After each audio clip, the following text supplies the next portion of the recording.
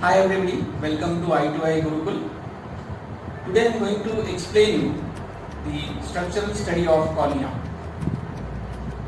So before starting this session, I would like to request you all, please subscribe my channel and hit the bell so that you will get all the notification whenever I upload the new videos or new sessions conducted by me.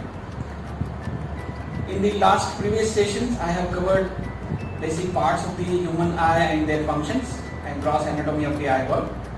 Today I am going to discuss the topic which is cornea. It is the one front layer and one of the part of the human eye. So let's begin with the topic. Before starting to this my new sessions, I have a quick suggestion to all of you. Please just think on the glass shells. Why we use in the in-house, on the watch and on the car. Why we use the glass shells? The ultimate answer is to protect from the dust or external foreign particles. Similarly, we have a clear shield for our eyes to protect the internal structures from damage. The shield is called as cornea. The shape of the cornea is elliptical. It is 1/6 of the outer coat of the eyeball. It covers the iris, pupil and anterior chamber. The thickness of cornea is 0.5 mm at the center and 1 mm at the periphery. The diameter of cornea, that is horizontal visible iris diameter, is 11.7 mm and vertical visible iris diameter is 10.6 mm. This is anterior surface diameter, and the posterior surface, it has 10.6 mm of diameter in both the meridian. The radius of curvature anterior surface, that measures 7.8 mm and the posterior surface, it measures 6.5 mm, and the cornea is avascular. The medical terms avascular, a means not or without, vascular means blood vessels, no blood vessels. The cornea is avascular medium. The cornea is made up of 6 layers, anterior-posteriorly.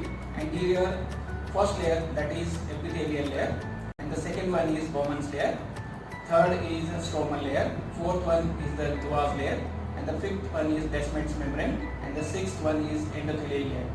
So now we are going to study one by one all these layers. Now we are going to study now the first layer, that is anterior epithelium. The medical term meaning that epithelium, epi means upon, at the front, and the thelium means cellular tissue, that is epithelium, the first layer. It is the outer part of the hexagonal multi-layer cells. It is continuous with the conjunctival epithelium. Now we are going to study cells in the anterior epithelium. The anterior epithelium layer, it consists of basal cells, wing cells and surface cell layers. Basal cell multiplies new cells and moves to the wing cell layer. The cells then moves to the surface cell layer. On the surface cell layer, the older cells are replaced with the new cells. The basal cell moves up to the become a wing cell, and the wing cell move up to the form a surface cell which shade out constantly on the outer layer. So only the basal cells are capable to quick multiplying when the cornea is injured and helps in the wound healing. It takes minimum 7 days for replacing the entire corneal epithelium. Coming to the functions of epithelium, the corneal epithelium stands for the first layer of defense against the infection and injury. Epithelium also receives the nutrients and oxygen from the tear film and distribute to the other parts of the cornea. Also, it provides a smooth surface for the tears and helps to hold the tears longer time. Second layer, that is Bowman's layer, it lies below the epithelium layer and it is the transparent sheet of tissue. This layer is 8 to 14 micrometer thick. It is composed of strong layered protein fibers called collagen right under the epithelium. It cannot get replaced if it damaged. The medical term collagen the main structural protein found in the connective tissue. The functions of Bowman's layer: it keeps the cornea resistant to injury and prevents from the swelling. Once eroded, it does not regenerate and leaves superficial corneal scar. If the scars are large and centrally located, some vision loss can occur. Now coming to the third layer, that is the stroma. Stroma is the supportive tissue of an organ. It is the largest layer that occupies 90% of the cornea. It is composed of collagen fibrils arranged in a set of lamellae. It is composed of 200 to 300 regularly arranged layers of type 1 and type 5 collagens. Coming to the next layer, that is Duas layer. It is discovered by the Dr. Harminder Singh Duas in the year of 2013. Hypothetically, it measures 15 micrometers of its thickness. This Duas layer lies between the stroma and the Descemet membrane of the cornea. Layer, it is the thin, strong sheet of tissue that keeps the cornea rigid. Descemet membrane is a composed of type 4 collagen fibers, which are different from the stromal collagen fibers, and is made by the endothelial cells that lies below it. In old age, it may bear some praty elevations called Hassel-Hennell's bodies at its periphery. The functions of fourth, the Descemet's membranes. This layer serves as a protective barrier against the infections and injuries.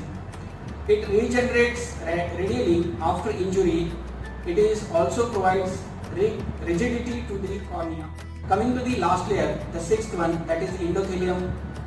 The endothelium is an extremely thin, innermost single layer of cornea.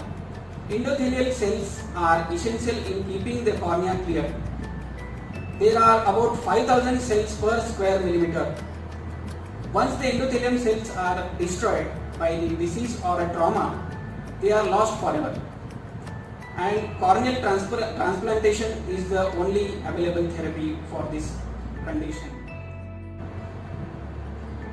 Coming to the functions of endothelial layer. The primary task is to pump excess aqueous fluid out of the stroma. This is the first function of the endothelial layer, and it keeps cornea clear or transparent. Normally, the aqueous fluid leaks slowly from the inside of the eye into the middle corneal layer, that is stromal layer. Without this pumping action, the stroma would swell with the water, become hazy and ultimately opaque. To the external cornea. Coming to the next point, that is nutrition to the external cornea. Cornea receives nutrition through the diffusion. It gets oxygen directly through the air, and oxygen first dissolved in the tears and then diffuses throughout the cornea to keep it healthy at the outside. Thus, the external cornea gets nutrients from the tear fluid. Now next point, that is nutrition to the internal cornea. The internal cornea is nourished by the aqueous humor and the albumin present in the cornea. The blood vessels from the perilimbal conjunctiva also supply nutrition. Coming to the next point, that is nerve supply of the cornea. There are more nerve endings in the cornea, so the cornea is the one of the most sensitive tissue of the body. It is densely innervated with the sensory nerve fibers through the ophthalmic division of the fifth cranial nerve, that is trigeminal nerve. Fifth cranial nerve is otherwise called as the trigeminal nerve. Coming to the next point, that is blood supply of the cornea. Cornea does not contain any blood vessels, that is avascular. A branch of ophthalmic arteries, namely the anterior ciliary arteries, forms a vascular arcade in the limbal region and helps in the corneal metabolism and wound repair by providing the nourishment. Absence of blood vessels in the cornea is the one of the contributing factors for its transparency. So what are the reasons for the transparency of cornea? Number one, there are no blood vessels in the cornea, so it is transparent. And the second one is the collagen unique shape and arrangement in the stromal layers maintain the transparency. Number third, that is the number of hexagonal cells in the endothelium layer and pumping action to clear the excess aqueous fluid out of the stroma helps to keep the cornea transparent. Thank you very much all of you going through my entire video patiently.